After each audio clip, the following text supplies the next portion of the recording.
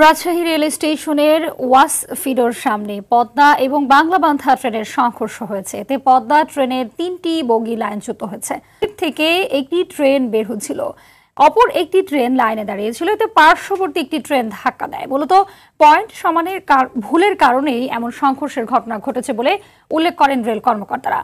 এখন relief train না আসা পর্যন্ত ঢাকাগামী পদ্মা এক্সপ্রেস ট্রেন চলবে না। ঈশ্বরদী থেকে রিলিফ ট্রেন রওনা দিয়েছে। স্টেশনে আউটলাইনে পদ্মা ট্রেন বন্ধ থাকলেও অন্যান্য ট্রেন সচল রয়েছে বলে জানান স্টেশন ম্যানেজার।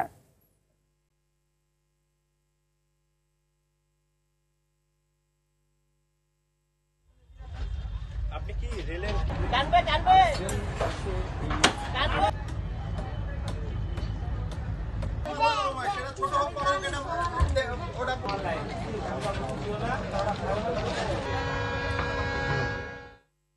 দর্শক, এ বিষয়ে আরো জানাতে রাজশাহী থেকে সরাসরি যুক্ত হচ্ছেন সহকর্মী মোস্তাফিজ রকি।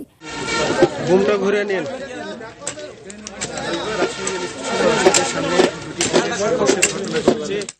পর্যন্ত আসলে পদ্মা এক্সপ্রেস ট্রেনের